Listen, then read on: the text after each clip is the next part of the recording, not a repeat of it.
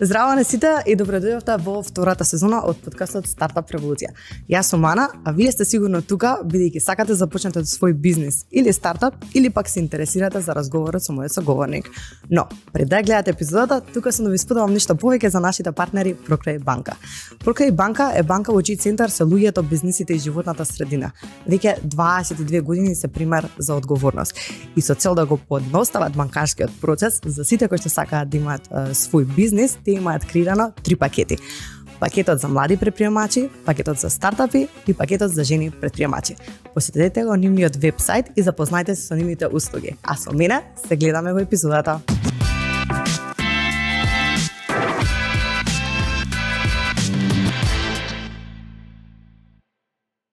Здраво на сите и добро дојдовте во најновата епизода од Стартап Револуција. Како и претходната сезона, така и оваа сезона зборуваме за стартапи кои што прават револуција во медицината. И во оваа епизода со мене го имам Бојан Матовски, кој што е CEO на Pathkeeper. Што прават Pathkeeper и што развиваат? Сушност станува збор за 3D навигацијски систем во хирургијата кој што им помага при навигација на хируршки зафати за рбети, но и многу повеќе од тоа, односно станува збор за еден тим од Македонија кој што прави револуција во медицината на светско ниво и тука го имаме Бојан да ни раскаже нешто повеќе за тоа. Бојан, добро дојде. Добро ве најдов. Како се чувствуваш? Супер, многу убаво, пријатно. Да, тука ни донеси доста работи, така што верувам дека ќе ни објаснуваш што се работи за малку попрактично. Да, што сакам дел од стварите да како изгледа нешто, како го правиме, како применуваме. Овие се доволно малечки параферналии и можам директно да демонстрирам и луѓето и ти да видиш како всушност самиот процес работи, така да би сакал.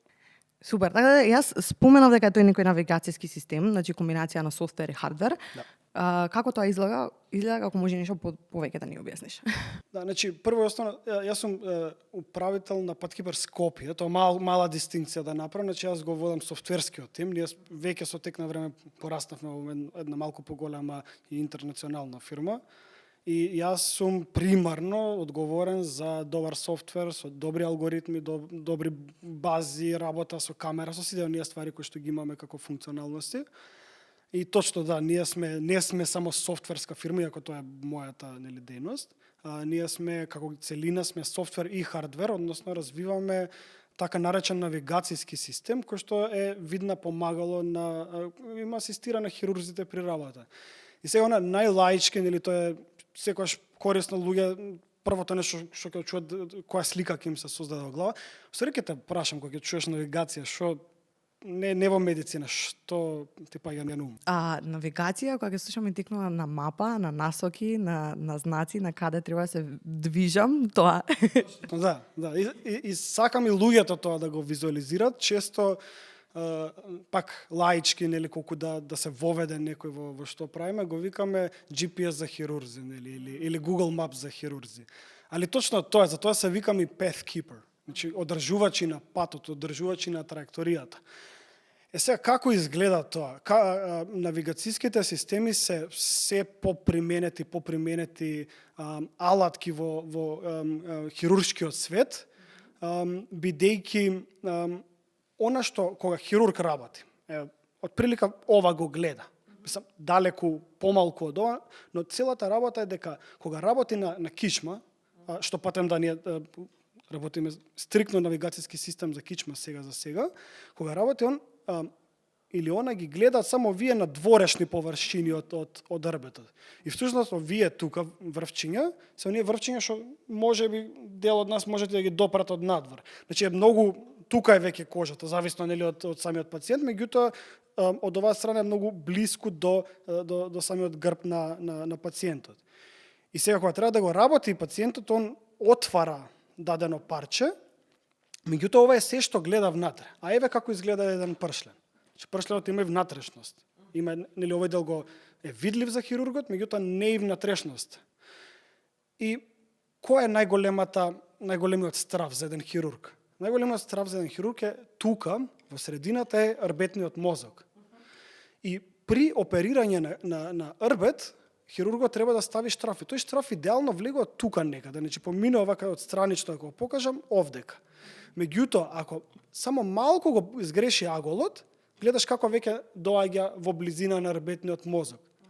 Овде поминува рбетниот мозок и ако тој се оштети, може да настане парализа на пациентот. Сега со цел да не се случи тоа, хирурзите што прават, бегаат од другата страна. Пошто ова е некоја идеална позиција, вака нели кога го извадиш пршленот изгледа релативно лесно, ама нели гледаш нешто во војстел, многу малку, многу невидливо. И од идеалната ситуација бегаат па претеруваат од другата страна одат. Тоа се случува. Тука може да има крвен сад, може да има нерви, може да има други ткиво што не сакаме да го оштетиме, нели? И се бара некоја златна средина. И да, искусни хирурзи после многу операции се релативно добри. Меѓутоа, навигацијата е замислена да им помогне на хирурзите за да практично да направи нула грешка, да целосно да ја минимизира. И она што е важно е дека ние не измислуваме топла вода од тој аспект. Значи, навигација во хирургија постои, кузна, 30 години, може и повеќе. Но она што е интересно, тоа што е важно и што направи нас уникатни е дека нашите конкуренти имаат начин на навигирање кој што е многу специфичен во смисла дека не ја следат анатомијата на пациентот. И малку на слепо работат. Значи, имаат овакви некои маркери кои што ние ги имаме, кои што на целиот систем му дава информација каде е пациентот, каде е инструментот. Гледаш овде кај на самиот инструмент имам прикачено таков маркер за следење. И се прави еден пар вака, еден се прикачува на самиот пациент, друг се прикачува на инструментот и сега едно во однос на друго знам во просторот каде се. Меѓутоа, самата анатомија, нашите конкуренти не можат во реално време, во живо не можат да ја следат. И што прават за тоа? Има едни така наречени O-arms, пошто изгледаат како О буквата, и всушност се интраоперативни компјутерски томографии. Значи, за компјутерска томографија, доколку нема чуено слушателите, тоа е фактички рентген од многу страни, многу рентгени, те бомбардира фактички машината со многу рентгени и добиваш 3D представа. Значи, ова, да речеме, е 3D површина од вистински пациент, ама оригиналниот податок е компјутерска томографија. Сега, кога тоа се случува за време на операција, за пациентот не е толку страшно. Компјутерската томографија, рентгенот имаат зрачење, јонизирачко, лошо зрачење, ама не е страшно, пошто не правиш секој ден операција. Да. Пострашно е за самите хирурзи, за сестрите, константно. И седнале луѓе, направиле анализи, и испаѓа дека луѓе кои што користат навигацијски системи, се изложени, луѓе зборам хирурзи, персоналот, сестрите, се изложени на еквивалент од 2 до 3000 рентген снимки годишно. Мислам, замисли, нели? Да, ние збориме како идеш на забар рентген да ти направи дека ако нема рај да не ти правам. Нели така да советуваат. Зашто да, зрачи. Замисли за 3000 пати некој годишно, да. Тоа што по 2-3 пати на ден, не, по 10 пати на ден, кој 2-3 пати. Така? 5 до 10 пати на ден. Многу. И сега кој излезе таа студија која дознаа луѓе во хирурзија колку е, они знаат дека е страшно, викаат никому ништо. Секој сватил чека, да, јас сакам безбеден пациент, сето тоа, ама јас сум искусен хирург. Се знам шо правам, нели? Се знам дејноста, вреди ли ова навигација, се знам дека ми помага, ми дава, нели, онака, ме држи за раче, да речем, ми дава сигурност дека сум кај што мислам дека сум. Ама вреди ли се? Ја да фатам рак за пациентите се безбедни и некој мислел дека вреди и продолжуваат. Некој не се замарат, ама голем дел викаат, ја ќе се терам по старо. Ама тоа по старо, па и за тоа излезе студија што вика дека околу 20% од штрафовите, пошто најчесто штрафови се става во спинална хирургија, во хирургија на рбет, над 20% се неоптимално ставени. Значи правиме муабет од па да речеме требало тука, ама било ставено тука, што не е страшно, до нели фаталните. И сега изборете 20% шанса за неуспех или повеќе, или безбедни срекни доктори. И са малку е тежок изборот, нели? Ама за тоа постоиме ние. Затоа доаѓаме ние на сцената и викаме, сега ќе решиме тоа и тоа. Како го решаваме? Се уште навигираме, значи се уште сме навигацијски систем, му ја прикажуваме внатрешноста на пациентот на хирургот. Меѓутоа, она во живо следење, значи таа потреба од OARM, кај нас ја нема. Ние имаме развиено наша многу точна, многу прецизна, до 0,3 мм прецизна 3D камера, која што буквално нема никакво зрачење. Никакво ионизирачко штетно зрачење за пациентот и ја гледа само површината на самиот рбет.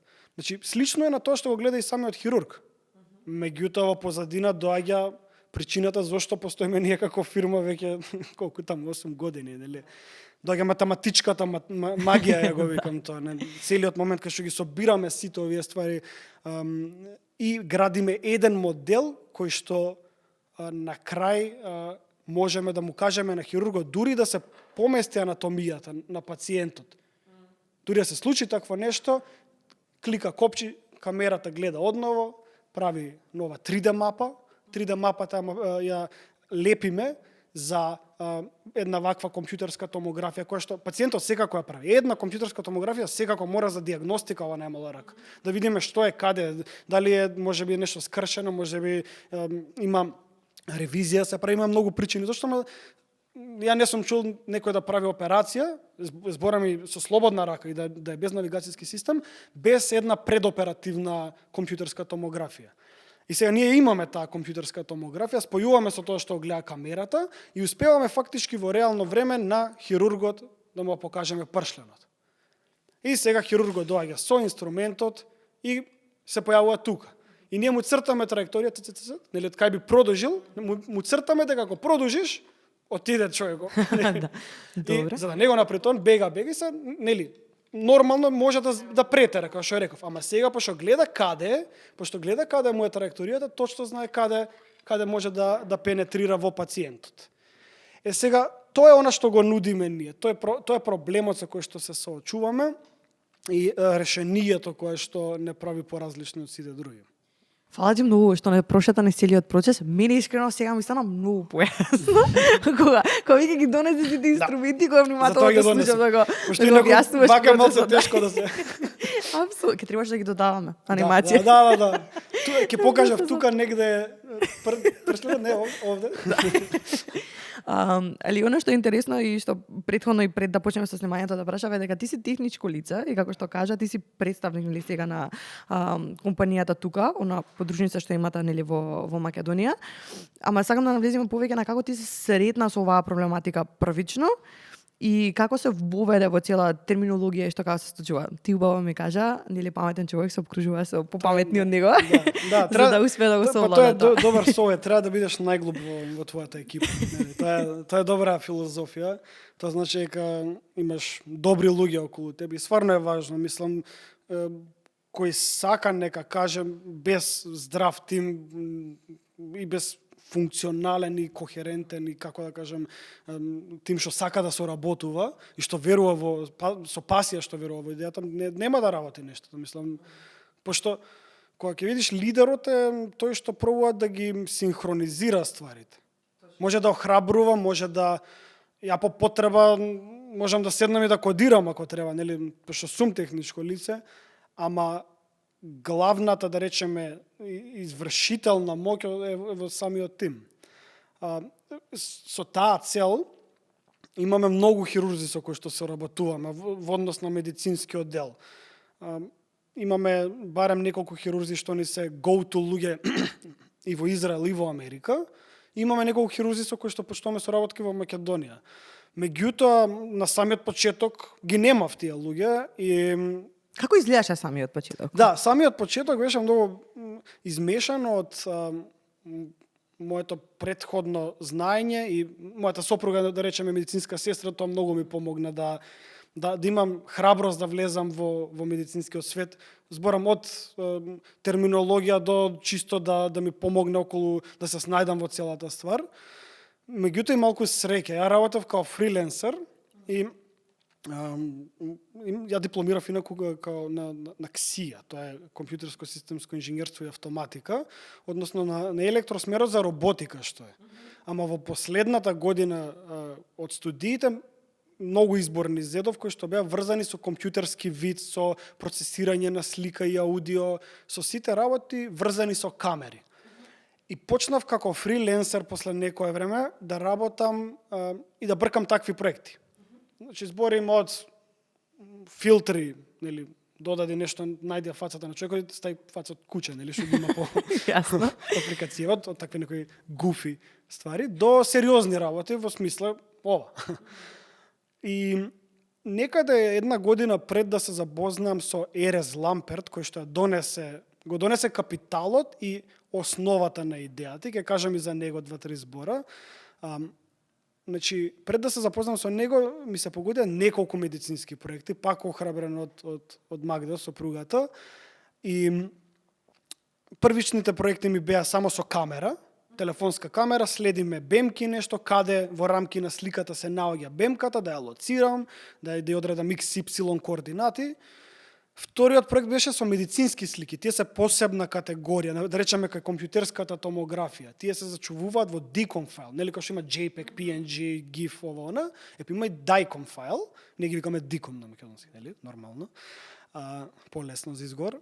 Тие DICOM слики се или 2D или 3D, може 3D. Само ја почнав со 2D снимки за ангиографија се вика, односно снимки од вени. Пошто правев следење на тек на крвта долж вената. И тоа беше супер интересен проект во соработка со еден институт од Австралија. И објавивме дури еден труд на таа тема, многу беше интересно. Меѓутоа беше во 2D. Правевме некои прото 3D ствари, односно, пошто беа како 2 DICOM снимки, па правевме некоја триангулација, од еднава се гледа овде, од другава се гледа, па и сега ќе добиеме каде се наоѓа како резултат. Но кога се запознав со Ерес, првата задача со која што пробав да ја решам е ајде да добиам сегментација, се вика тоа, на пршлен или на рбет. Што значи тоа? Кога ја гледаш целата 3D снимка од тој DICOM файл, имаш многу 2D исечоци. Тоа е како тефтерчето твое, замисли секоја да е 2D слика. И таа, нели, цп наредени вака. И ако ти го покажам, исто како ти кога ќе ми покажеш затворен тефтер. Ништо не се гледа. Треба да ми отвориш 45-та страна и ќе видам тука што се случува.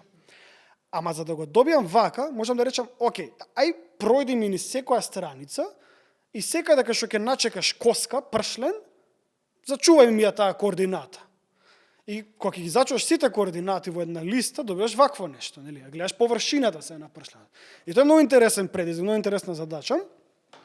И испадна дека човеков Ерес, он е бивши менаџер во Align се вика фирмата, каде што развива некој ваков скенер, ама за заби. Значи се скенира устната шуплина и се добива пак 3D модел на забите. Не е важно, они си бркале работа таму.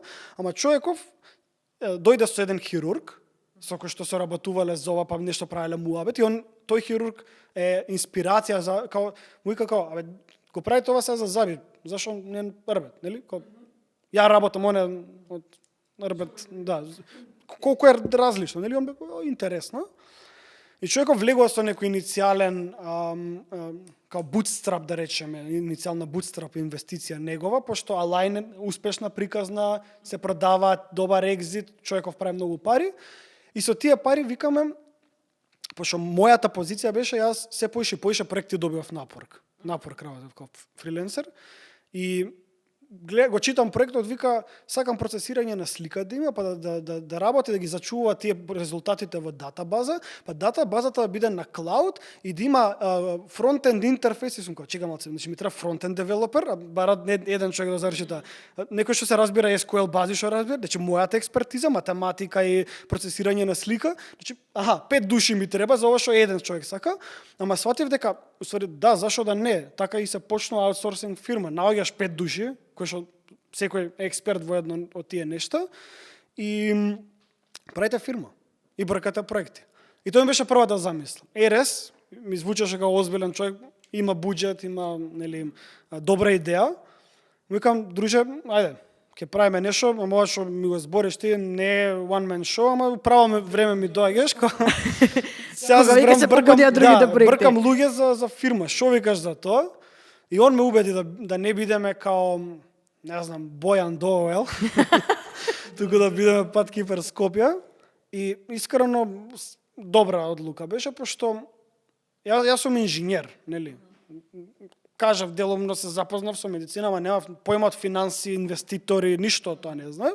Ја кажав, окей, човеков има буџет, има иницијален капитал, ај ќе почнеме со него, он ќе го финансира целото нешто, ние ќе го направиме целиот софтвер. И се согласив и ги викнав тие неколку луѓе што ги имав на ум, колеги од факултет. И многу интересно е кога дел од нив бе одселени од Македонија и бевка враќајте се, имам јака идеја, многу колнеши се вратија. Значи еден дојде од Германија дојде, друг дојде од Шпанија, трета една малку показно дојде од Белгија, значи еден сакаше да иде у Канада, ама не отиде. И колку луѓе беа тоа? 5-6? Така, тројца ми се приклучија на самиот почеток, па во првата година 2019, додека нели ја почнав в август 2018 со човеков, ама додека да се собереме, да речеме, фирмата направи во февруари 2019. И 2019 више бевме некои 5-6 души. Сад не ги памтам точно на број, ама така бевме нека помала екипа и бевме по дефиниција стартап. Значи со сите goofing around и целата таа ствар. Ама како проаѓа време, се уозбилувавме, станувавме се по-фокусирани, станувавме фирма, нели, практично. До тој период комуникацијата со ЕРС ви се одвиеше преку онлайн состаноци, имаше дојдено посетено тој тука да те види, да те запознае, пошто пак кога виќе станува сериозна приказната, сигурно сакаш да дојдеш да го видиш човекот. Многу брзо дојде, тоа ме изненади, да, после. Значи, ја го фатив првиот проект, направив буквално ова некоја сегментација на пршлем. Тоа ми беше еден месец, толку беше проектот, релативно кратко. Вториот месец дојде. Вајде добар муабет му направив, не знам тоа. Со визиите и со што сакам да постигнам. Вика, добро доаѓам. Таму сум. Да, и стварно дојде. Седнав му Irish pub там и си направивме муабет, си дававме рака и ја викнав иницијалната екипа и ги запозна и ми се свиѓа. Во мојата замисла изгледа како Power Rangers во тој момент кога се собира. Собирате сите со својата супер мојки. Да, але добро. Без маски може. Да. Верувам. Не важно е тоа, стварно важно е да се фокусираш на тоа што знаеш да го правиш. И сега како изгледаше првите моменти кога требаше да почнете да работите заедно? Мислам, друго е кога некои луѓе ги знаеш и знаеш дека имаат експертиза во едно нешто и се знаеле во некој друг контекст, ама сега кога треба да се формира тимот, кога веќе доаѓаат и административни аспекти од сето тоа што си доаѓа во моментот кога основаш компанија, на што се сеќаваш на тие први моменти? Се сеќавам дека бевме многу, стварно бевме многу работевме. Значи зборам еднашка, тоа ми текна се. Март беше. Значи еден месец по отварање на фирмата, пошто има дел од екипа ми се приклучи дури пред отварање на фирмата како фриленсери они. И еден месец по отварање на фирмата требаше да идам во Тутлинген да го презентирам нешто. И летот ми беше 8 са бајле, а ние го завршивме кодот, софтверот во 5 са бајле. И одмah со кола до аеродром и отидовме во Тутлинген. Ништо не работеше, апсолутно ништо не работеше. За џабе заглавивме до Сабајле, можев да си се наспиам. Ама уопште не беше важно, луѓе беа многу заинтересирани, им покажав што ќе се деси за многу кратко време, нели? Ама таква духот на целата ствар беше таков, значи да главиме до касно, до рано всушност, нели? До 5 Сабајле. Ама бевме многу као другари, екипа. Значи бевме, се зезавме, нели, имаше тош, нели, офисова што е серијава и например во Желеми ми го ставија таквото, како се беше за хефтање, што е, нели, омажна. Кој знае, серијата да знае. Значи такви ствари се случува. И еднаш еден братучет од Америка, исто тоа ми текна сега, дојде на посета и американци, не знам колку имате роднини од Америка, американизирани, и они не гледат како многу како неработници, многу не гледат, пошто нели они се дури по другата крајност воркахолици. Особено луѓето што имаат некои роднини во Битола, и мислам дека цело време пијат кафе и дека ништо не се случува. Да, апсолутно тоа го мислат.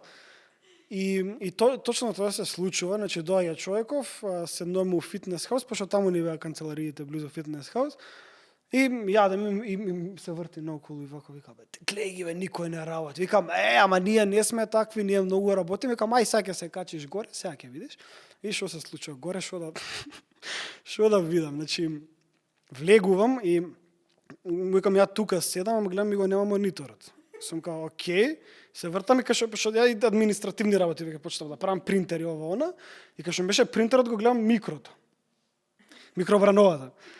И отварам микробрановата, внатре маусот. Му викам, ај закачи го палтото тука, на палтото тастатурата. И се, зошто?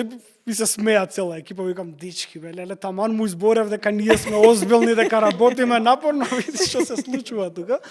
Што е приказната? Еден другар, колега, нели, меѓу првите што беше, од дома многу работеше и сега ја често, за да ми е попрегледно, му го вртав неговиот монитор и го врзав HDMI-то него во мојот компјутер, да имам поише монитори, да си гледам се, и тоа го направив дента, и се симнав долу да се видам со проточетме. Ама овој неколку пати му го правам, тој ќе дојде на работа и нема монитор, ќе дојде на работа, нема монитор. Така ли сега ќе видиш ти? Ми го врти и го гледа другиве колеги и фатиле еден по еден сите да ми прават ршум. И нема врска, смешка, нели? Одма го поправивме, да речеме, целото. Нешто му покажав што работи и ми се согласи дека, добро, окей сте вие. Не сте толку лоши. Да, ќе ви простам за... И за хумор не се толку Да, лоши. значи, тоа ми беше муавето. Бевме доста, многу работевме и доста лабави. Бевме се као стануваш позбилна фирма, нели, тоа малку се губи таа драж. Уште сме стартап, ја пробам да видам доста лабав управител, доста сакам моите вработење да сум доста флексибилен со нив во однос на скоро се. Работа од дома, не знам, имаме родители, да речеме, па со дете ово, она, сите тие ствари има, некој едноставно сака да програмира у пижами. Окей, програмира у пижами, само get shit done, како ти кажам. Реално. Да го доколку. Пауза. Време за кафе. Апсолутно. Ти благодарам. Со секој испиено кафе во Стрекја бар и Стрекја Русидер вие го поддржувате Стартап Клуб Скопје, така што следната кафе пауза ме проведете токму кај нас. И сега, во тој период кога можеби стануваат сега работите малку по-сериозни, препосавам дека треба многу тестирање, истражување, информации во сите тие процеси. Како се одвиваше сето тоа? Нели и првите комуникации со хирурзите и тоа што ми го објасни, да, ја имаше твојата супруга да воведе во некој работи, нели му првите разговори со некој кој што нели му ги представуваш работите, дава фидбек, маса можеби изгледа како да разговарате два различни јазици. Како се случуваат тие работи и колку треба упорност и истрајност во тој процес? И интерес, желба да го сакаш Тоа тоа. е клучното нешто, сметам за истрајност е една од најважните, за мене една од најважните карактеристики што човек може да ги има. Како тестираме, тоа е стварно многу валидно и многу битно прашање. Например, на почеток немавме QA тим. Немавме тестери, нели? За такво тестирање прашам, да. И за тоа се случи тутлинген, приказната, нели? Идам таму до 5 сат работим, ама џабе напорно работиш ако тоа не е изџвакано 100 пати, нели? И меѓу другото ради таа случка со тутлинген. А што се случи таму после тоа кога требаше да Врска презентираш? немаше, требаше на пример во процесот кој што ние треба да синхронизираме камерата со компјутерската томографија. Тоа што гледа компјутерската томографија треба да се поклопи едно со друго. И мене ми го носеше пршленот овде. Значи уопште не беше поклопено. И сега што како ефект, јас се појавувам кај пршленот и место ме покаже тука, овде ми го покажа инструментот. Значи тоа ептен лош. А како се снајде во таа ситуација? Што се случи тогаш? За да се спасиш? Прави, имав, пошто спремивме нешто, пререгистрирани ствари. Значи, изфејкавме фактички, нели? Како, она што сме го правиле во канцеларија, кај што се убаво поклопени, тоа го лоуднав преку колот и викаме, дечки, ова требаше да се случи. Run startup сме, само што почнуваме, има бели и почнав да им објаснувам и имавме инструменти со нас среќа и ова што го правив, сега го правив и таму. Многу ќе беше подобро, нели, да го гледа на екран инструментот за разлика од вака, ама за нив беше доволно добро, беа заинтересирани да продолжат понатаму. Така што мора малку да се фејка, мора, тоа е нешто што ние како инженери забораваме да го правиме, ние сме многу искрени, многу, значи кога решаваш проблем. Инженер што прави? Го решава проблемот и кога ме прашаш, што мислиш за ова? И викам, па ова не работи, прво тргам да ги набројам стварите што не работат, пошто чисто сакам да сме онака на чисто што е како е и после па сега ова може. А кога сакаш да продадеш нешто, напротив, you follow the happy path. Нели? Еве конкретно, овие утутлинген луѓе. Очигледно, ја не требаше ништо да правам со камерата, можеби дури. Или може требаше да се појавам пред камерата и видео да тече у позадина. Пошто не ги интересира, што не сака да видат што не е замислила. Знаат дека сме ран стартап, знаат дека ќе имам неуспеси, ќе има такви проблеми, знаат во што влегуваат. Ама продажба е скроз друга категорија од инженерство. Значи треба пошто и кога го испитуваш пазарот, треба да знаеш дали решаваш проблем. Значи сега на пример ова со 20% со неуспехот на сите тие ствари, да, ама не знам, може да хирурзите не ќат камера да имаат у операциона сала. Им ги нервира, седно. Им смета со светлата, така. Ја морам камера да ставам. И џабе јас сум го решил на милиарда вакви макети, кога идам во операциона сала, ми кажа, кај идеш со камера? Значи, мора да знаеш ситуацијата. И затоа многу е побитно кога си ран стартап и кога за да влезам у операциона, пошто е chicken and egg малце. Да. Јас за да влезам у операциона сала треба да имам нешто, за да имам нешто треба да развивам нешто, за да развивам нешто треба да ми требаат пари, ми треба некој ран инвеститор. И затоа малку е таква треба се балансираш ама рани инвеститори поише сакаат као вака покажи му ова ми е, ама имам петорица позади мене, паметни луѓе. Тоа ги интересира. Имам многу јака екипа.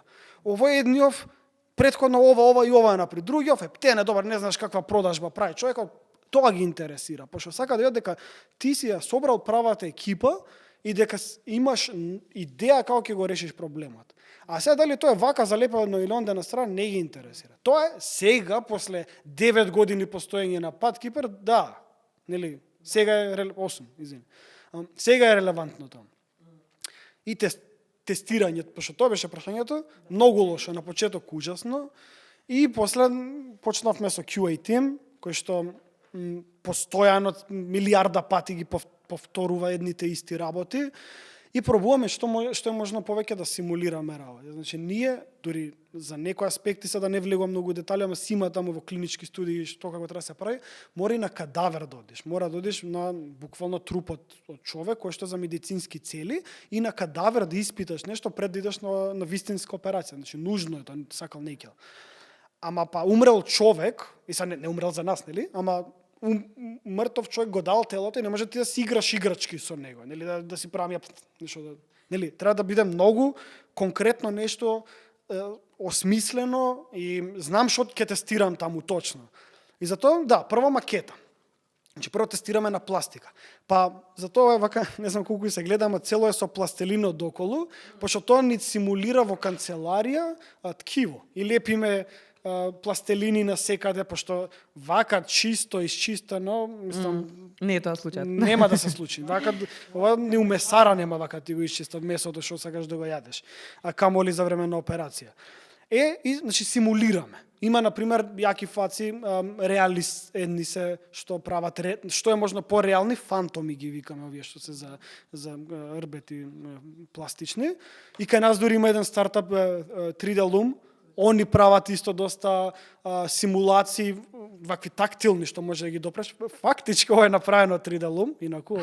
Колку прекрасно доврзување, пошто тоа сакав да прашам, тие Стефан ми беа гости во претходната сезона, така да и тие баш ни донесоа доста. Да, ова е нивна. Ова е во соработка со нив.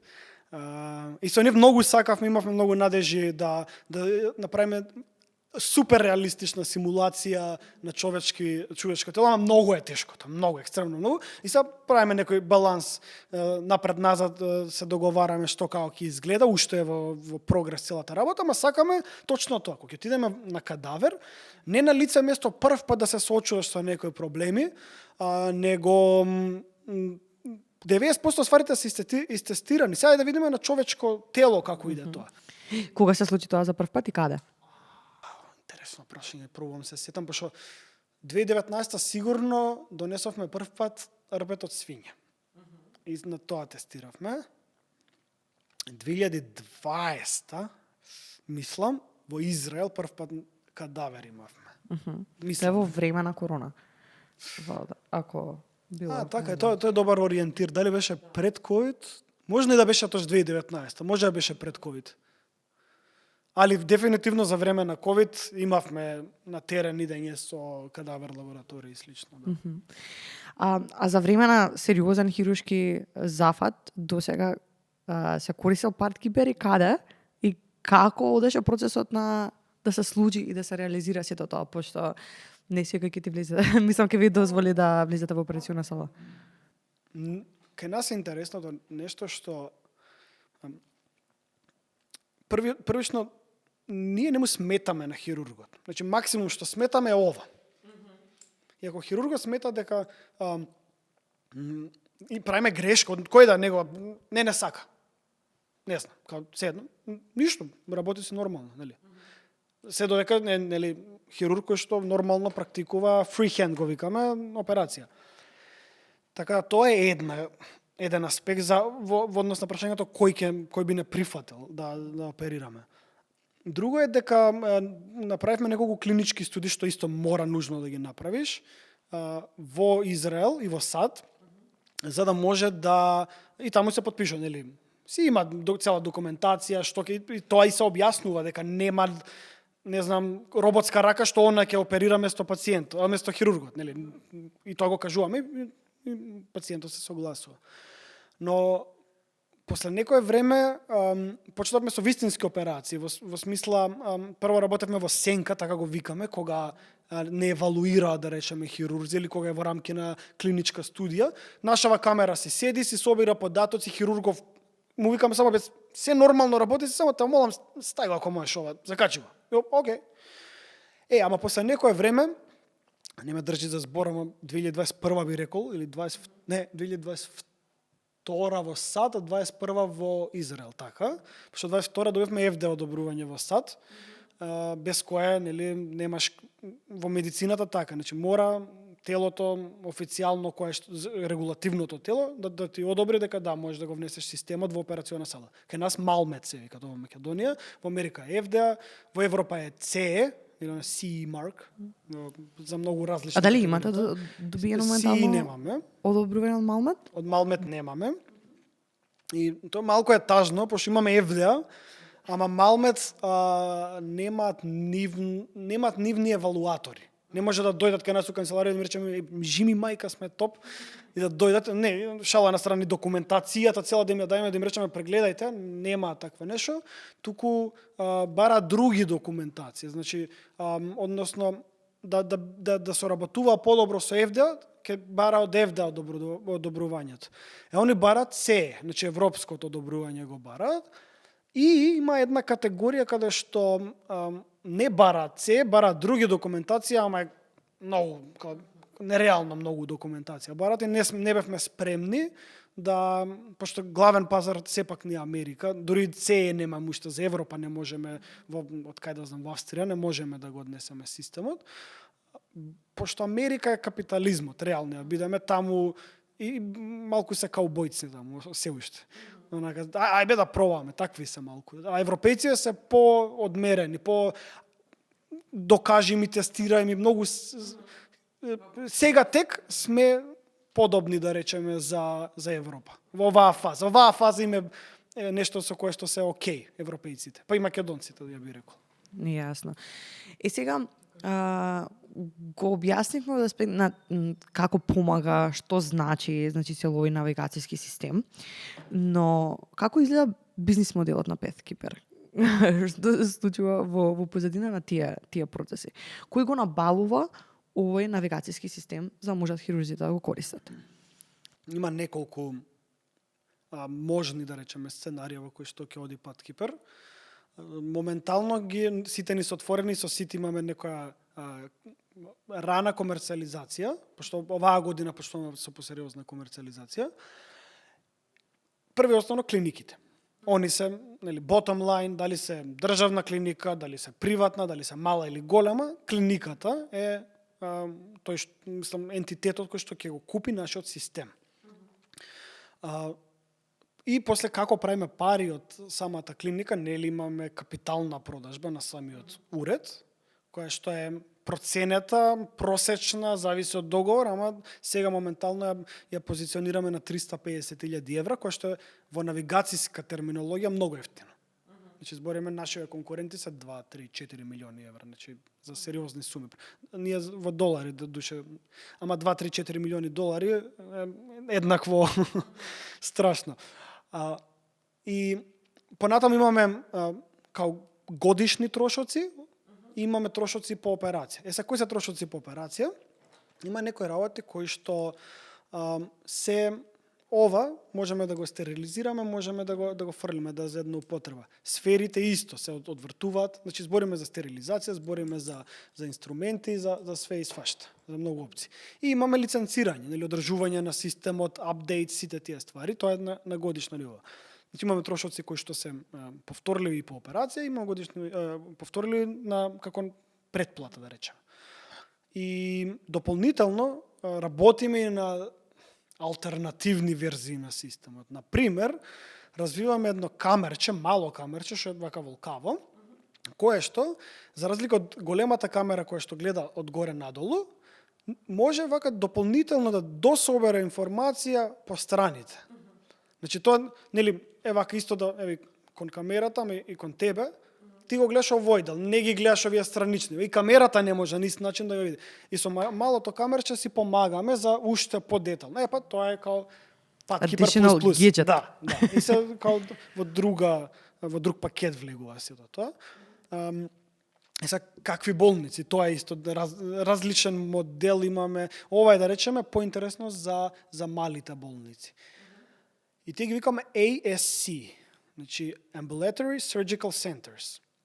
Тие се за нас многу интересни, пошто се многу на број во Америка, над 4000 ги има, мислам, дека премногу ги има, многу поише можда. И кај нив што е идејата, идеш на операција, те оперират и утре си еш дома. Ама за тоа се преферираат ендоскопски операции, односно ние што се нели као низ многу мали дупчиња ги викаат минимално инвазивни, нели инвазија као ти влегува во телото, па минимално да ти влезе во телото, минимално да ти направи штета физичка. И за такво нешто, пошто камерата е всушност помала колку внатрешниот круг е, да може да се вметне внатре во таква една протрузија за ендоскоп и да измапира. И со толкаво дупче да може после хирургот доаѓа со инструментот и штрафи. И кога има само толку мала нели траума да речеме на телото, тоа е супер за пациентот. Стварно може го сошива и ајде. Пакуј се. Зошто Америка? Америка плаќа за сите оние тракатанци.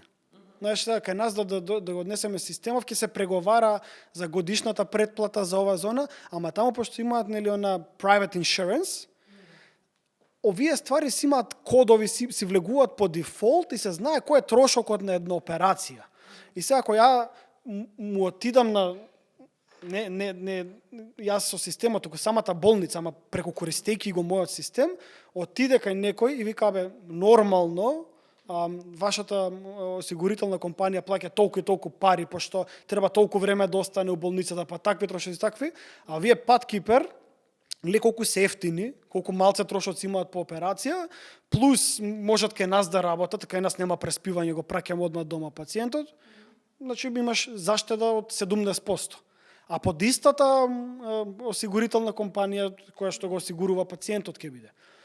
И многу ствари, такви многу работи се прават во Америка. И таму е малце, него не знам цел систем, кој што потоа болниците си го тераат. Ама знам дека тоа им е интересот, дека многу од парите кои што самата болница би ги заштедила или дури направила, е преку осигурителните компании што им работат таму. Пошто многу различно оперираат од кај нас осигурителните компании. Пошто кај нас и во Европа има многу јако државно здравство, нели? Тоа е целата работа. Така што моделот е тој. Овие помалите клиники АСЦ ги таргетираме за тоа. Дали веќе соработувате со некој од нив? Да. Имаме на па преку 20 локации, каде што буквално тој што ни е за продажба човекот многу интересен, именно као комбенце, и системот е толку мал што го фрла во комбето и го шета низ Америка. И многу е јако, тоа е многу интересна позиција да ја работиш продажба и се. Ама така идем од локација на локација, хирурзи го евалуираат, го користат за клинички студии. Сега околу продажба, лани направивме соработка со една многу јака фирма, High Ridge Medical се викаат, и они се дистрибутери.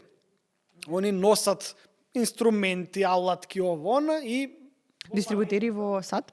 Во САД, да. Само САД сме сега за сега. Само САД. Значи, во Израел имаме, пошто имаме наш хирург, затоа таму правиме. Стари, иначе ни тоа немаше да имаме.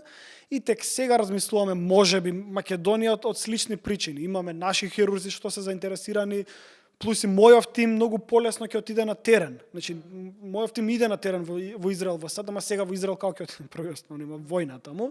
Во САД далеку виза ово, има голема пречка. А ако во Систина можеме да го однесеме системот и се заинтересирани за клинички студии, да го купат или на лизинг или на жими мајка, ќе се договориме нели муаветот, ќе биде многу полесно, пошто на лице место ќе гледаат и програмерите, и тестерите, и сите. Денеска е направено нешто, утре да видиме како е подобрано, колку го менува. Да, се слушам, а сега како ги добивате тие информации? Индиректно или кога идат на терен мојава екипа. Индиректно, пошто имаме голема екипа веќе направена. Имаме продукт менаџер збори со кога сме веќе таму, колкава е екипата сега? Да, во Македонија сме 20 души, зборам тој инженерски од софтверски тим. Во Израел сме некој десетина и во Америка имаме 20. Во Америка имаме малце, пошто стварно ниш категорија имаме и немаме потреба од многу, плюс, како што кажав, декември лани со High Ridge почнавме посериозна соработка, сега и они ни се како продажба тим, као они да, и ве помагаат во тие процеси во продадено системот и они сега го препродават нашите медицински анхоч, да речеме, така ги кажеме, па стварно. Многу добро објаснато. Супер. Сега, бидејќи кажа дека сега моментално се во некоја рана комерцијализација на продуктот, што значи тоа? Како се финансирал до сега Pathkeeper, за сето ова да стигне до тука и за да се изгради тимот? Како тоа функционирало? Ова ќе пристапам ретроспективно. Сега сме моментално во серија А инвестициска рунда. И моментално имам отворена рунда од 10 милиони долари и бараме lead investor. Значи, човекот што, или екипата, најчесто екипа, нели не е дека некој си чува од джеб 10 милиони евра, па нема таква нешто. Екипа на луѓе, инвеститори, кои што како целина би инвестирале во нас. И со нив би евалуирале фирмата. Значи, тоа е една многу интригантна, да речеме, цела приказна за како кажуваш колку нештото вреди. Ги следи класичните капиталистички правила на понуда побарувачка, односно ја пробам да те убедам дека вредам 10 милиарди, ти пробаш да ме убедиш дека вредиш 10.000. Пошто ти сакаш да инвестираш во мене, што е можно помалку пари, за што е можно повеќе удели, а ја пообратно сакам што поише пари да ми даш, а ја ти дам што е можно помалку удели за тоа. Нели? Многу просто. Ама се комплицира лесно. Зошто? Пошто имам претходни инвеститори, ова серија А значи дека сме во комерцијализацијска фаза на инвестирање и имало претходни инвестициски рунди. Самиот Ерес бутстрапираше со X пари, нели? И он има даден број на удели. И како издава нови удели на нови инвеститори, си ги девалвира своите удели. Се помал процент во фирмата има, до стадиум на прво си сам свој газда, ти решаваш за се, па имаш борд на директори, па станува се по атомизирано, на крај се случувало, значи фаундерот, основоположникот на фирмата да не е више главната фаца, знаеш, некоја друга инвестициска куќа што влегла со 100 милиони евра и рекла да, ама сакам 90% од фирмата. Sure. И тоа се многу интересни ствари. Некојаш е попаметно да имам само 5% фирмата, ама да ми вреди 500 милиони, отколку да имам 70% фирмата, ама ми вреди 100.000 евра. Нели? Да, сам свој газда, ама до кога? Нели? Гледаш дека ти нудат многу пари. Што чекаш? Што е тоа? Па тие се моментите кога некој се размислува и за екзитот. Тоа е и тогаш кога ќе стане таа 100% е всушност таа екзит стратегија. Као што кажа Фериас, например, тоа го претходната фирма тоа има таков екзит за продуктот.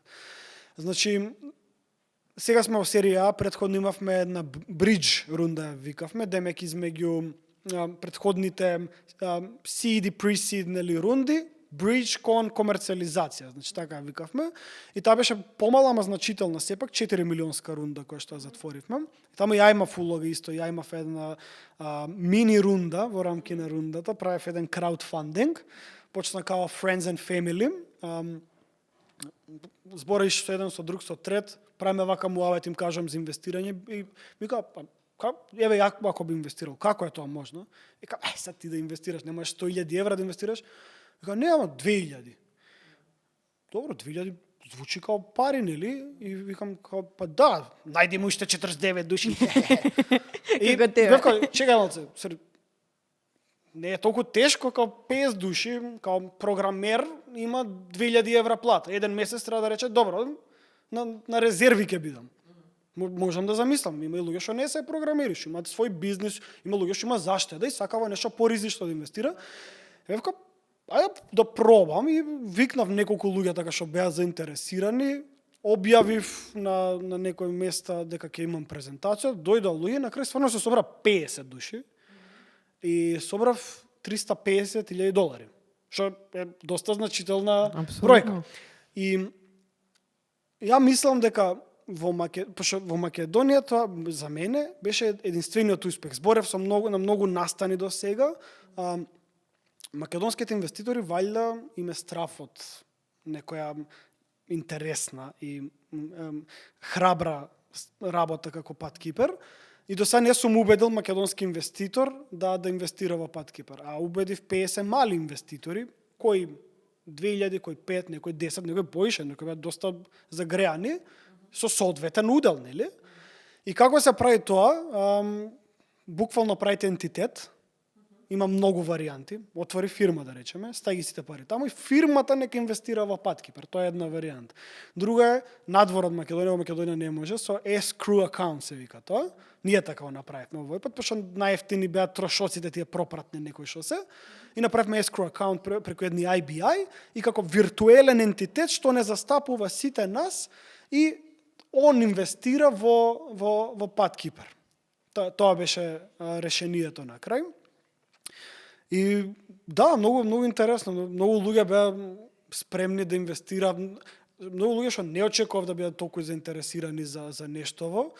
И ете, ја би советувал луѓе, ако имаат сега некој стартап, пробуваат нешто, пробајте со friends and family, пошто имаше еден момент, многу беше интересно, као еден од луѓето што инвестираше, се гледаме на настан, не инвестираше уште се договаравме, и вика, Бојан, дојам малце, вика, дојам таму, и он и уште 23-ца, почиња он да пичира фирмата. Он да збори, ја ќе инвестирам во дечка, бла, бла, бла, сеш, што става пари, нели? И му се свиѓа идејата, и он се станува ентузијаст, скоро како ја што сум ентузијаст. И многу луѓе така дојде, затоа ја немав 50 души, тоа не се мали пари, мислам, 2.000 евра, особено за Македонија, не се мали пари. Ама човек, лавина се деси, како вирално стана, буквално, како меме. Вау. Како се чувствуваше тогаш? Многу интересно, стварно, многу беше многу кураж ми даде, дека стварно правиме нешто добро, дека стварно еви луѓе што, пошто најчесто до сега инвестирале луѓе кои што знаат што е навигација, знаат што е медицина, многу специфични луѓе, свееш. А вака гледам.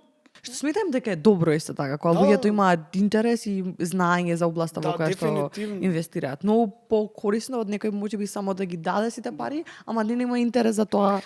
Сушно што е бизнисот. Апсолутно, ја кога тоа би ги советувал другите луѓе кога инвестираш поголема сума на пари, дефинитивно размисли во што ставаш пари. Али мене ми беше јако дека луѓе кои што на збор, на делово, нели презентации ово што не се влезени во медицина, беа спремни да инвестираат. Што е супер. Многу, стварно. Мене ми беше многу интересна приказна тогаш кога ми ја кажуваше, мислам дека кога се слушнавме после самитот, го разговаравме ова кратко телефонски и баш ми остави впечаток. Извини, само уште нешто. Грантови исто. И грантови, особено Да, во Европа, тоа е се многу точно. јака работа.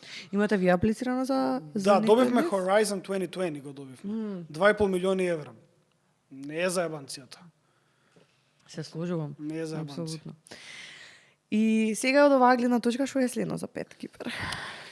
Пет Кипер е сега на крстосница многу интересна, каде што или ќе станеме најголемото нешто во навигацијскиот свет, или сам некоја година дена од сега ќе мора да си кажеме чао. Пошто не може вечно да функционира нештото на инвестиции. Ние имаме серија А инвестиција, меѓутоа за да затвориме серија А инвестицијата ни треба лид инвестор. А лид инвестор во оваа фаза што влегува, во оваа доцна фаза, сака резултати. Сака да види дека на 5 места во Америка успешно се користи системов дека сме продале, значи не клинички како во тести, не како луѓе што не евалуираат, туку дека сме продале 5 единици комерцијално и дека сега на дневна база си се користи тој систем. Тоа сакаат да видат. Значи, за тоа е толку важна оваа комерцијализација сега. Се што правиме ние и мојот тим е што е возможно поточен, по-стабилен, по-робусен систем да извадиме и секоја наредна верзија што ја вадиме и им ја даваме на хирурзиве е со таа цел.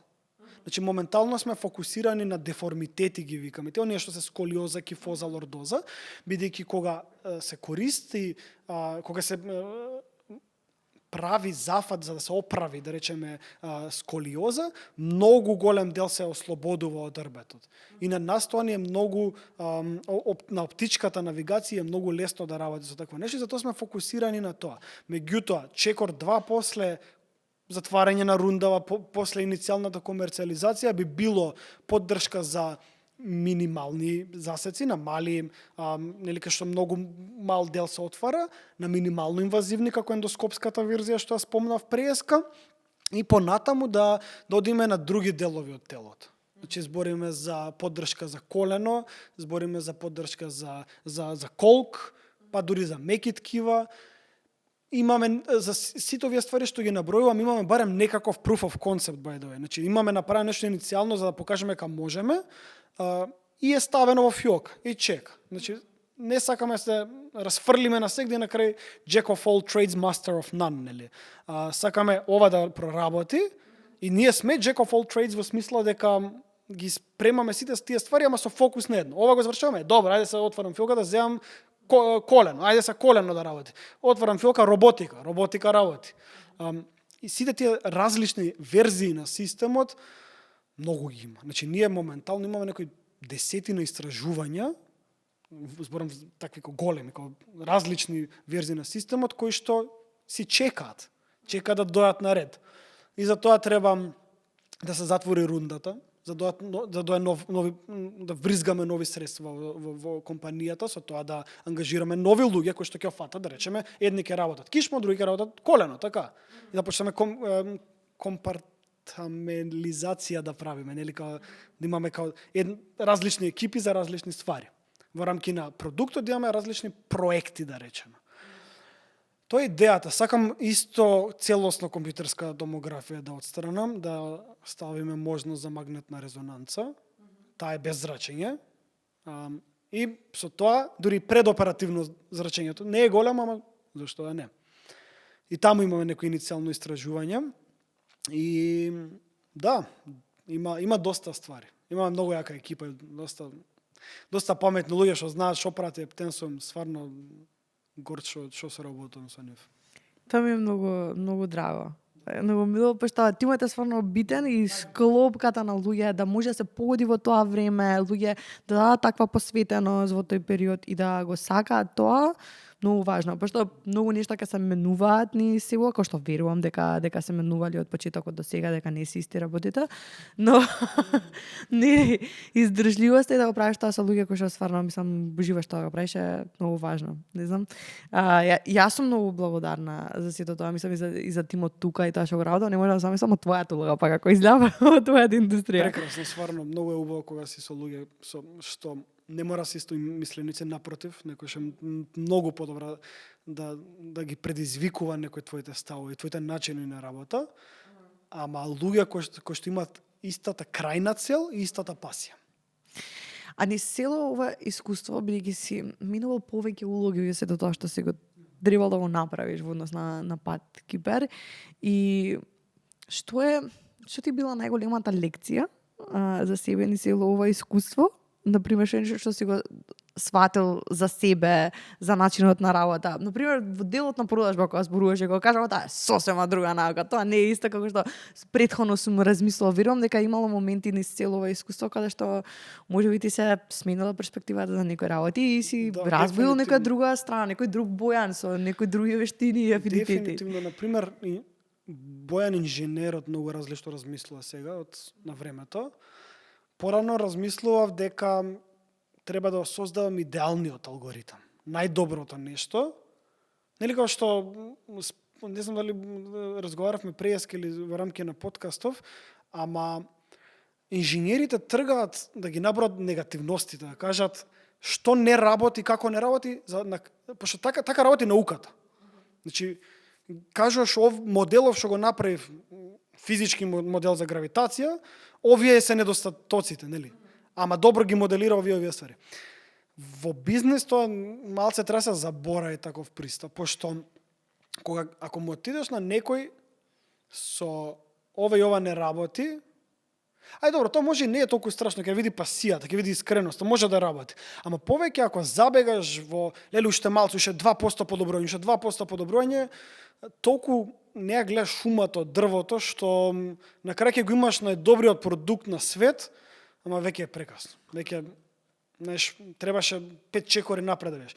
И моравме ние како фирма многу компромиси да правиме. Многу компромиси со кои што голем дел од моите вработени не се согласуваат. Значи, збориме на ниво на буткаме прљав код во продукција, пошто сакаме да покажеме нешто. И нормално сите мои вработени спремаат ножеви, јажиња да ме бесат и така натаму. И јас сум многу често на нивна страна, пошто луѓето што се на терен, што не се за продажба, што се за дистрибуција, они па не гледаат колку лесно може да се натрупаат тие.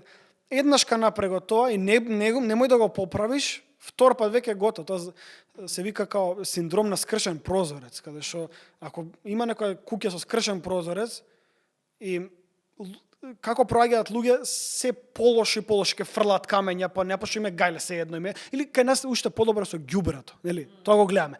Еден фрлил лимен, кај друг ќе види, добро сите фрлаат. Овде ќе на крај куп кога ќе се создаде, после стварно никој не се замаравиш. И од тоа многу треба да се внимава и како фирма. Меѓутоа, еден таков компромис да се воспостави еден баланс е дефинитивно уметност. Не можам да го наречам наука, пошто nobody knows. Да седнеме, пак да се расправиме за пред 2 години што сме донели одлука, попаметно беше така или вака, цела вечер да седеме у кафана, нели да дебатираме, нема да решиме дали било така како што решевме или требаше поинаку да направиме, да бидеме по-инженери да речеме или по-sales people. Така, тоа е нешто што доста се смени кај мене, да станав помалку ригиден да речеме од тој аспект, помалку као fake it till you make it тип на човек. Само не сакам па да отидам у другата крајност. Не сакам балансот на сакам да го балансирам.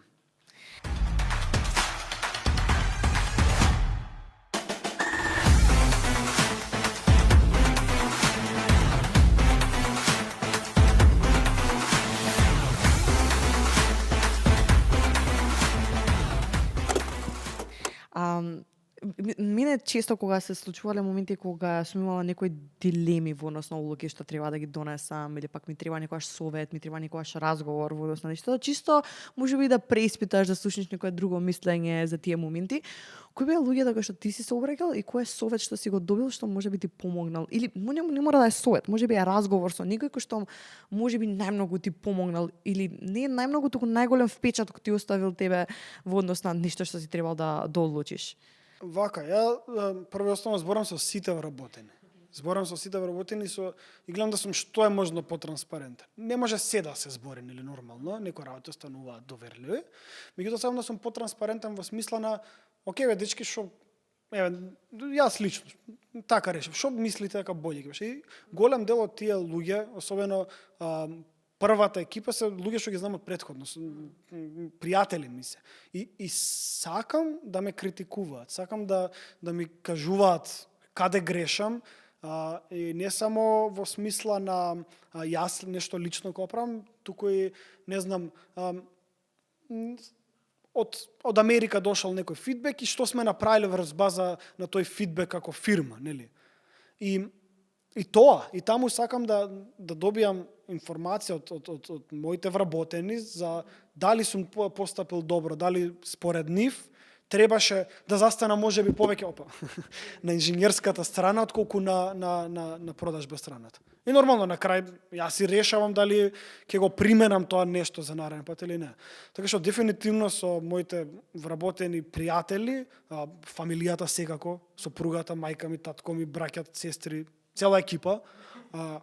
И тоа пак, значи без навлегување во детали, во доверливи ствари, меѓутоа некогаш кога имам некоја дилема, кога имам некоја ствар, сите биле многу е битно, поддршка многу битна работа. Значи од сите, значи од фамилија са некогаш не можеш да бираш, нели фамилија малце рандом дури како ќе се погоди. Сега има секакви фамилии што да правиме. Ама па барем пријателите, нели колегите. Фамилијата што одбереш? Да, фамилијата што одбереш, да. Така многу е битно стварно да се опколиш со колку можеш повеќе со правите нетоксични луѓе. Исто тоа е многу битно. Едно е некој да е критичен кон тебе во смисла да ти посочи нешто, друго е некој да е токсичен. Макар позитивно и негативно, sejedno, нели како и позитивна токсичност има, некој ти збори цело време си звер. Useless. Да.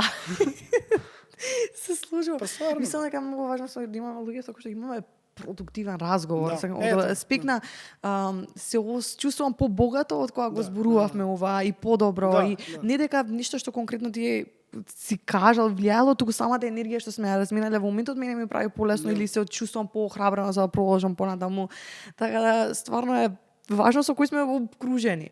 И некојаш сметам дека предприемачките искуства знаат да бидат малку осамени, пошто не секој може да ја разбере тежината што ти ја носиш. Ти имаш тим луѓе за кои што одговараш, луѓе кои што можат денес утре да променат нечи живот. Мислам, често се контрадикторни потребите на инвеститорите, на вработените, на клиентите и на моменталните stakeholders. Нели? Ќе служам комплетно. Така да баланс.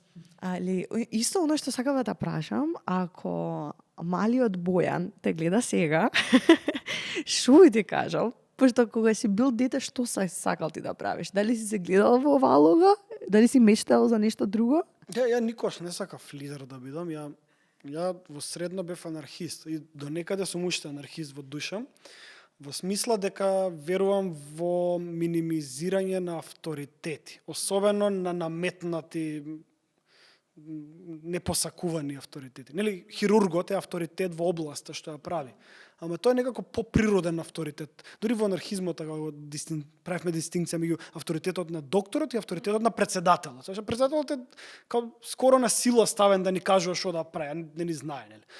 Така што од тој аспект стварно пробувам и не целосно имаме хиерархија во фирма и сето тоа, нели? Меѓутоа сакам да е што поанархистичка фирма, што е можно поише. Така мислам дека дека одам по патот по кој што не се каам за своите одлуки во смисла би ги направил поинаку многу од нив, ама па кој знае кај ќе ме однеле да ги направив поинаку. И баш што ќе разговараме, што би било, кад би било. Па не било, толку знаев, толку ме биваш. Тоа е. Не може да си премногу строг спрема себе. Треба да си само критичен, нели? Ама па не може да си премногу строг. А што сакав као дете, морам да го спомнам, беше многу интересно, сакав да бидам да работам во менувачница као дете. Тоа беше многу специфична ствар, пошто многу ми се свиѓа парите, не како богатство, туку естетски ми се свиѓа како изгледаат. И тоа беше првата желба као дете. И кога со татко му правив друштво, кога мене евра да речем или што не марки беа тоа што нели во денари и како ги брои некако целата таа ствар ми се свиѓаше. После нормално астронаут. И на крај се помирив со програмер, да речеме. Така до некаде, да речеме, не сум више програмер, бар не во права смисла на зборот, пошто не програмирам, нели, пошто немам време, не ради нешто друго. Али, да, бар сум во IT, нели, да речеме, на некој начин. И водам програмерски тим. Така да, мислам дека би бил среќен, малиот Бојан, не знам. Сум заборил што мисли, искрено во време проаѓа, ама мислам дека би бил астронаут што работи во менувачница. Пата е програм. Мислеа таа комбинација. Добро, брзо иде времето, може ќе затребат менувачници на Марс или нешто, па ќе биде како астроменувачница. Астроменувачница, новиот концепт. Јас мислам дека може да се концептите лудо, нешто што сега се смееме, може стварно за 10-20 години ќе бидеме како и после ќе се навраќаме на мужик има некој мем од нашиот радио. Да, замисли. Астроменувачница. Мислам, не сме до толку влијателни на целокупното астрониво, ама никогаш не знаеш. Да. Што ќе биде следно. Али, супер. Мислам, мене чисто ме интересираше, бидејќи некој начин размислување и нешто што ни оформуваат како желба кога сме биле деца, мислам дека остануваат со нас и сега добиваат некоја си друга форма во тоа како ние ги искажуваме, ги чувствуваме или нешто што сме ги посакували и сакаме да ги пробаме. Така да, мислам дека самиот момент на, еве, например, ти си сакал да работиш во менувачница, али сега ден денес, например, парите се дел од твојот живот на начин на собира инвестиции и работи, ама не се на истата причина. Така? Не на тој начин. Не бев заинтересиран во натрупување на капитал во дадена фирма, али може... Али, сакам да кажам дека секогаш има некоја поврзување помеѓу тие работи и како сме го гледале светот тогаш и од која перспектива и какви промени сме сакале да направиме. Многу интересно. Ја би ги советувал исто многу луѓе кои што сакат да работат повеќе од една ствар, точно тоа што кажа, да го прават со градиент, да речеме, малку по малку да не биде као денеска сум програмер, од утре со финанси. Не, него ајде работи во финтек прво, као програмер. Па запознај го жаргонот на финтек бизниси. Па стани продукт менаџер на финтек фирма, па стани CEO на финтек фирма. Па после, од кој си CEO на финтек фирма, практично веќе си во финанси, пошто нели ако водиш финтек фирма, поише ќе се занимаваш со финансиите, отколку со ама ми ја разбираш паралелно. Да. Најди некој пат што нема да биде шок за твојот организам. Мене као музичар, например, тоа ми се деси. Јас исто као хобист сум музичар и свирам доста инструменти, ама така ги бирав. Малку по малку го бирав најсличниот инструмент на оној што го знам сега, за минимално да научам некој нов скил и веќе да го знам новиот инструмент. Например, мандолина и гитара. Тие се многу слични, жичени инструменти, а малку треба да се пренасочиш од едно во друго, нели? И тоа мислам дека добар совет. Јас оваа недела почнав со мојот прв час по гитара. Стварно? Да. Така да ќе видиме како ќе биде. Со среќа. Во суштина. Али јас сакав да научам, мислам, не се сметам дека сум некако музички надарена, али ме интересираше моментот сакав да научам како функционираат инструменти, особено гитара, бидејќи јас пишувам поезија, некогаш пишувам мелодии за нешто кој што јас ги имам во глава, ама никогаш не знам како звучи тоа од инструмент. Туку знам како, не знам, јас некако сум го испеала или било како. И сега тоа ми е нешто што на пример сакам да го истражувам и да го учам, и сега сваќам како треба моторно да учам некои работи, да вежбам во односно акорди и слични работи. Си се одлучила да учиш гитара наместо полесниот пат да речеш ајде да видам некоја апликација како Suno, некоја AI да ми изгенерира музика, пошто ја колку и да сум, нели, ја работам во фирма што многу преполнета со вештачка интелигенција и машинско учење, ама во исто време малку ми е и страв. Малку ми е страв дека гледам се повеќе и повеќе луѓе што сакаат кратенки, shortcuts, нели, што сакаат да не се помачи да научи инструмент, туку што ќе учам се гитара, на суно ќе му речам направи рок песна со текстов што ја го напишав, сад мене доволно ми е тоа, имам текст напишано. Малку ми е страв од тоа. Има и некои позитивни аспекти во смисла побрзо е, нели, of course. Тој поентата, затоа им е привлечно на луѓе, ама па често е journey before destination. Да. Тоа е многу важно. И кога ви ќе спомна вештачката интелигенција, сега збориме за колку тоа е дел од се што го градите тука во Петкипер. Не го зборнавме тоа, ама мислам дека луѓето да сватат дека формата во која што вие користите. Ние сме инженери. Тоа е многу битно нешто. Ние знаеме што користиме.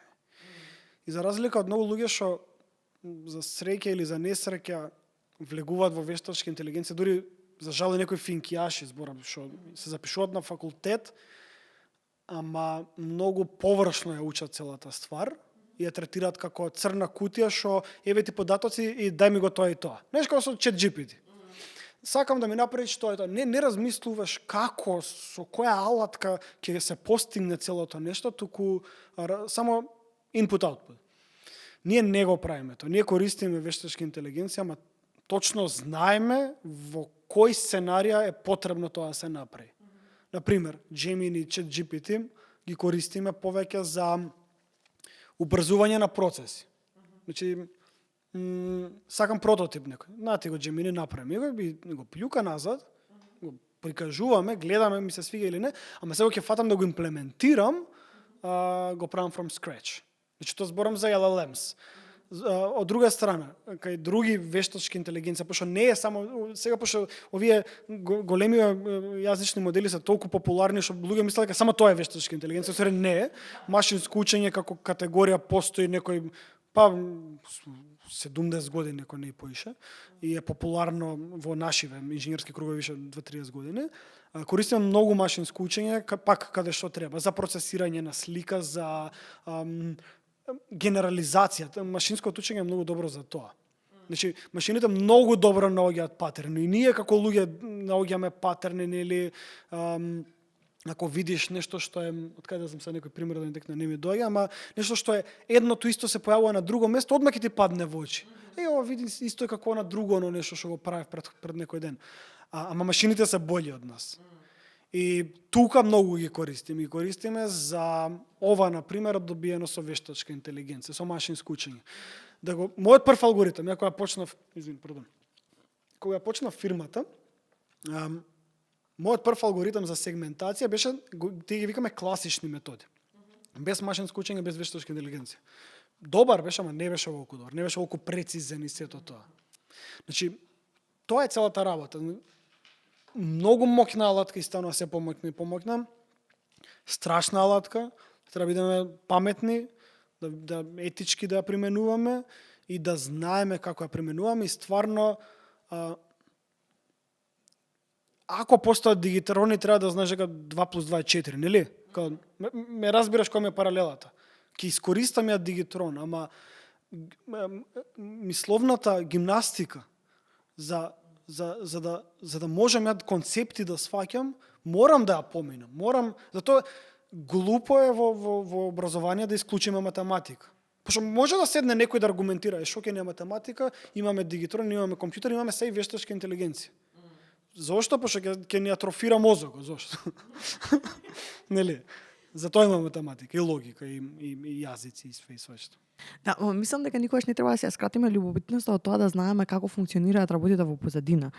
Да, ние може да добиеме олеснување во однос на предлози, истражувања и слично, ама мислам дека никогаш не треба да изгубиме љубовитноста на, окей, зошто јас пак ги добив овие предлози? Од кај доаѓа ова, например, што е следното нешто што јас можам да го прочекам во таа насока и што може повеќе да добивам. И сега тоа што ти го зборуваш, нели, тренирање на тие моменти на начин на размислување, модели и слично, кои што ние сме ги вежбале, например, во школа и слично, е важно според мене. Никогаш да не се скротиме љубовитноста од тие работи, пошто ни дава можност да откриваме нови аспекти на како функционираат нештата околу нас.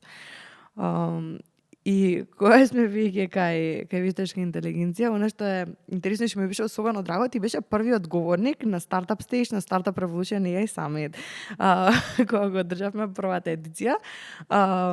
И мене ми е многу криво, пошто јас бев на другиот стеж, па не те проследив тебе. И сакам сега да ми кажеш за атмосферата како беше, додека беше на стеж таму, како беше чувството, пошто јас имав многу лимитирано време да бидам таму и да ве зиркам од страна кога јас бев на пауза. Мислам дека беше многу интересно.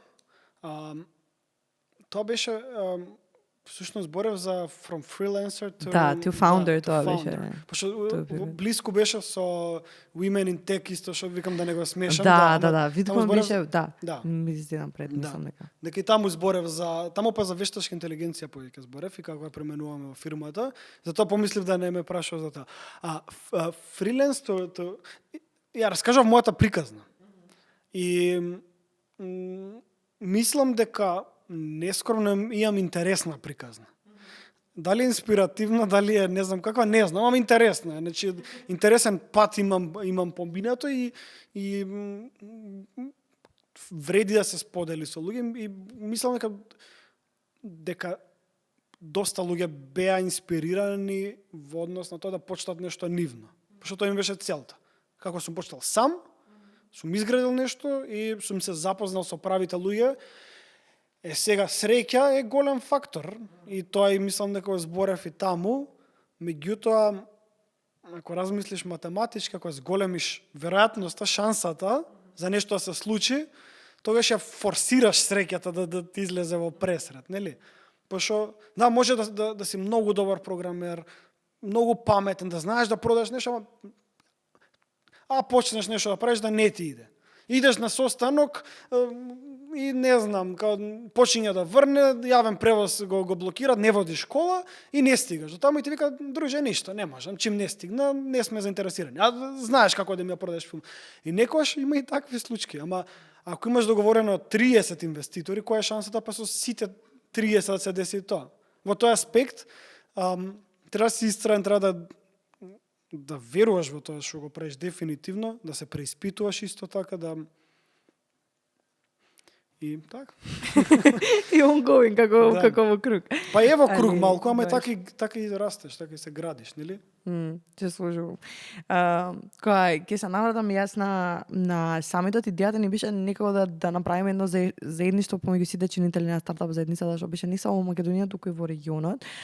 Свесни дека имавме доста соработници кои што доаѓаа и од други држави и гледајќи кон моменталниот стартап екосистем и тоа ти што го гледаш тука како стартап заедница, што ја мислиш дека е нешто што треба да се подобри, што е нешто што може да помогне на стартапи кои што се конкретно во твојата област, во медтек или општо од тоа што го согледуваш, што може да направиме повеќе? Медтек е страшно малку, така да ќе оставам за крај. Не стварно. Прво ќе почнам со пофалба, дека ја кога почнам, ова ми е трет стартап. И тој го зборев на тоа излагањето. Првиот стартап беше ужасен. Направивме прототип, па свативме дека за да го произведеме, ни требаат поише пари колку на тогаш на AliExpress или не знам што беше, ама онлайн да го нарачаш нештото, а ние сакавме да бидеме по-ефтини каде. Така да таму научивме тоа. Вториот стартап ми беше прв пат кога се запознав со Игор Маџов и со прото стартап заедницата кога се воспоставуваше и тоа сакав да кажам. И тогаш имавме некои настани, конференции, такви ствари, ама многу помали од ова што го правите сега. Во многу помал број на луѓе и како посетители, како учесници во целото нешто. И, значи, прво тоа, дека многу имате стигнато подалеку, зборам за вие организаторите, значи, знам дека и ние сме дел од стартап заедницата, ама не сме организатори, ние доаѓаме таму како учесници. Така да прво за тоа пофалба дека имате многу напреднато.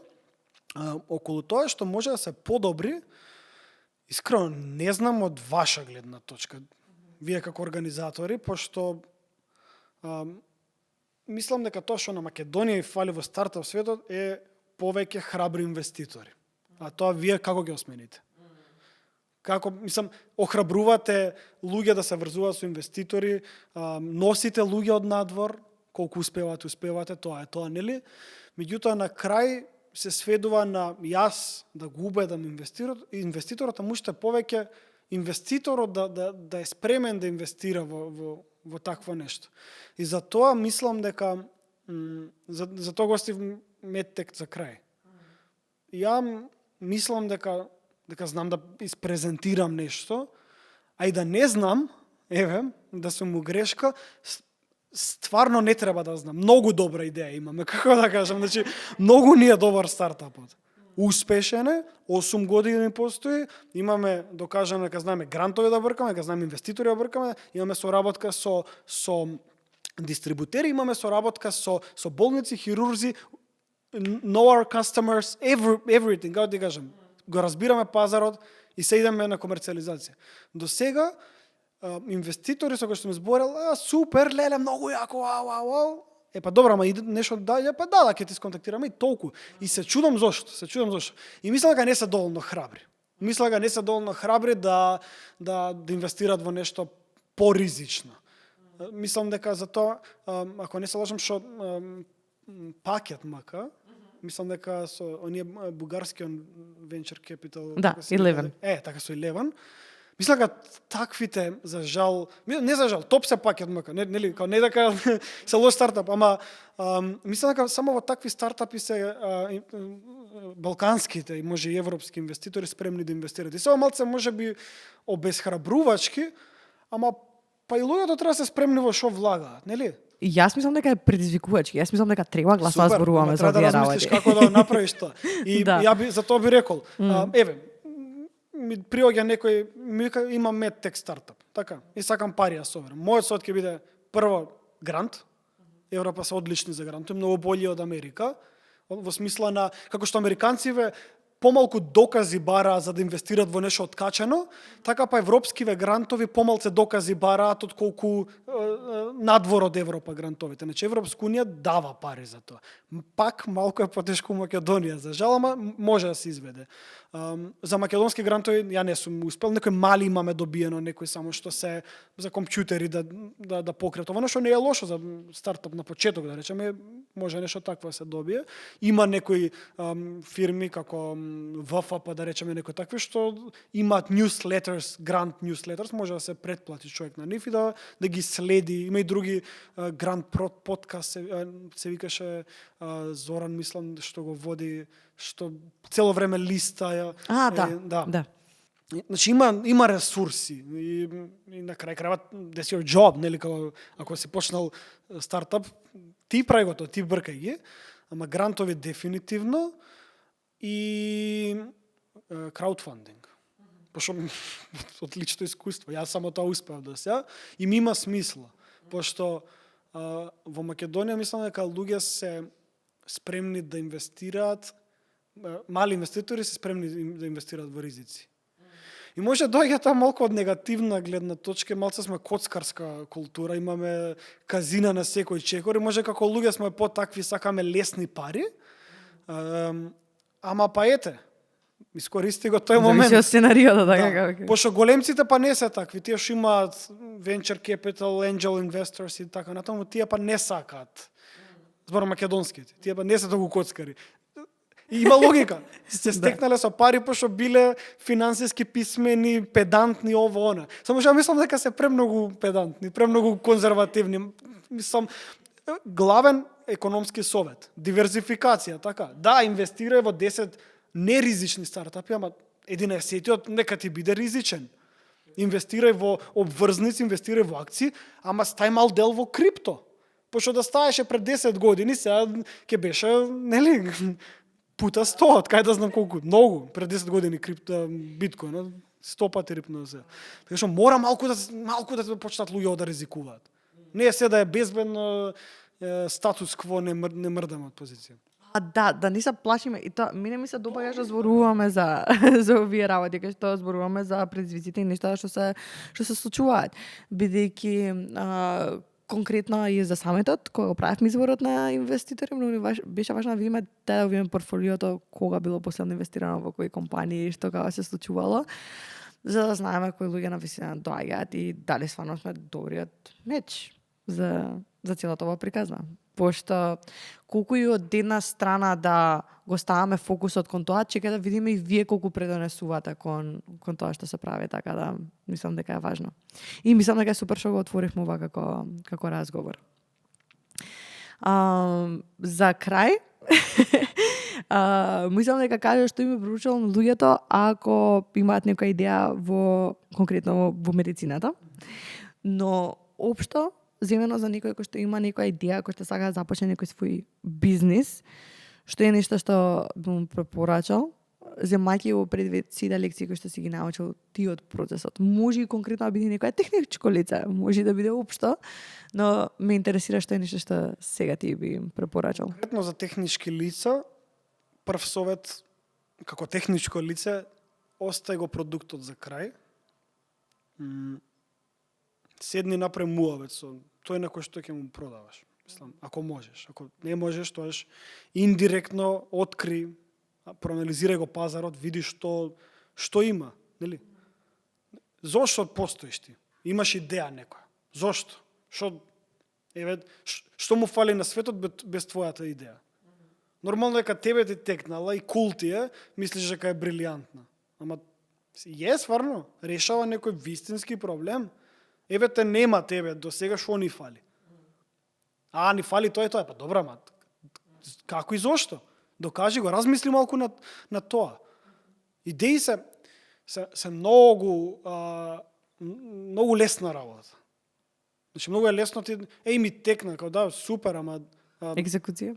Да, ама и екзекуција, ама и што со тоа, нели, као првото, значи, пошто тоа ми е првиот стартап. Фейлнав, пошто направивме продукт, па свативме дека не знам, за да произведеме, како беше. Тоа беше онаква, рано беше уште за смарт хоум системи, не беа распространети како сега, и урече и врзуваш, нели, да речеме, климата, врзуваш во него. И од телефон ја палеш, гасиш. И, например, ние да го произведеме, ни беше 100 евра, планиравме да продаваме за некои 150 евра, а гледаме на AliExpress или на шој да беше, тамо не ми ни текнува, и има таква за 30 евра. И са, као, кул ми беше, јако ми беше, ја не се ни кавам за тоа. Научив лекција, се фрлив поише во електроника, отколку на факултет што се фрлев, сам со киселини правевме наши плочки, многу беше интересно. Ама, окей, значи, сум си прошол некој интересен проект. Не е успешен стартап. Која ми е целта? Немам нешто интересно да си правам, супер. Не те судам тебе, ти човек уште имаш твој стартап, ама нема стартап. Ти имаш интересен проект. И си играш играчки. Ако сакаш вистински стартап, значи првоставно мора поозбилен да видиш. Мора да речеш чекај малку сега. Ја треба да идам на состанок со управителот на комерцијална банка. Нели? И сега да му изборам, не озбилен биде, нели, не во оддел, во таа смисла озбилен, туку озбилно заврши си ја домашната. Така. И така, кога ќе решиш прво дека има проблем, кај нас, 20% штрафови лошо ставени. Океј, ама има решение, навигација. И сега, нели, као добро, таа навигација дали се решава, па не решава, воведува зрачење еквивалент на 3000 рентген снимки. Аха, значи ние тоа го решаваме. Индиректниот проблем. И овие ствари мора да се размислат убаво. И ќе грешиш, нели? Например, најголемата грешка ние што ја направивме е, пошто работевме на почетокот со израелски и македонски и европски хирурзи, направивме еден цел процес за планирање. Да се испланираш уште од канцеларија целата операција, за кога ти идеш за време на операција, буквално да го гледаш трафот што си го испланирал и како да пробаш да поклопиш со него. Американците после 2 години развој ни рекоа, I don't care about this. Не, јас сакам на лице место, не ми треба тие штрафоите што ги планирате. 2 години подрживме за тоа. И гледај зашто кажувам ова. Со хирурзи се консултиравме, паметни луѓе сме, ја знам грешката на прво испитај го пазарот, не само ја, израелциве исто, американциве што ни се приклучуваат исто, ама многу касно почнавме комуникација со америчките хирурзи. И испадна дека америчкиот хирург и европскиот хирург се различна приказна. И дека да почнавме директно со комуникација со вистинскиот наш клиент, одма ќе ни го кажеше тоа. И сакам да поентирам дека се прават грешки.